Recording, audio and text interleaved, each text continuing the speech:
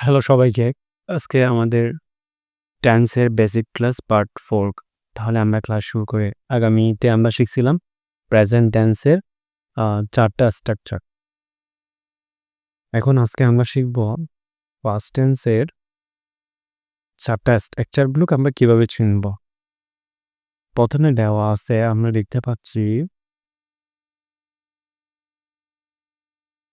First indefinite কিভাবে চিনব। Structure হচ্ছে subject plus V2 plus object. তাহলে V2 মানে হচ্ছে যে has from. I learn English, এটা হচ্ছে ভার্বের ফার্স্ট ফর্ম। আচ্ছা, তারপর হচ্ছে ফার্স্ট কন্টিনিউয়াস কিভাবে চিনব। ফার্স্ট কন্টিনিউয়াস স্ট্রাকচার হচ্ছে subject plus was were plus ভার্বের সাথে আইএনজি প্লাস অবজেক্ট। নোট হচ্ছে সাবজেক্ট যদি থার্ড পারসন সিঙ্গুলার নাম্বার হয় তাহলে ওয়াস হবে, ওয়াস, এবং আই এর সাথে ও ওয়াস হয়। বাকি সব সাবজেক্টের সাথে অয়ার হয়। আমরা আবার একটু করে দেখি, সাবজেক্ট যদি থার্ড পারসন সিঙ্গুলার নাম্বার হয় তাহলে ওয়াস, আই এর সাথেও ওয়াস হয়, বাকি সব সাবজেক্টের সাথে অয়ার হয়। তাহলে আমরা উদাহরণে দেখি, I was learning English. I এর সাথে আমরা এখানে পড়েছি ওয়াজ, তাহলে আই এর সাথে ওয়াজ, ভার্বের সাথে আইএনজি, ভার্বের সাথে আইএনজি লার্নিং।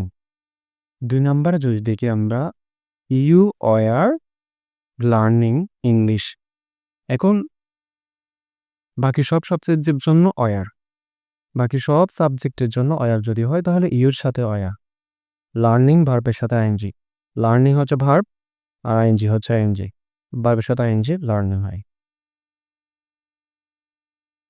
এখন আমরা দেখব ফার্স্ট পারফেক্ট কিভাবে চিনব। স্ট্রাকচার হচ্ছে subject plus had plus B3 plus object. B3 মানে হচ্ছে ভার্বের পাস্ট পার্টিসিপাল ফর্ম। তাহলে 1 নম্বর উদাহরণে আই হ্যাড লার্নড ইংলিশ, এটা হচ্ছে ভার্বের B3 আর হ্যাড ওই স্ট্রাকচার আমাদের হ্যাড। এখন আমরা দেখব ফার্স্ট পারফেক্ট কন্টিনিউয়াস কিভাবে চিনব। স্ট্রাকচার হচ্ছে subject plus had been plus ভার্বের সাথে আইএনজি প্লাস অবজেক্ট। উদাহরণ লিখলে I had been learning English. Thank you.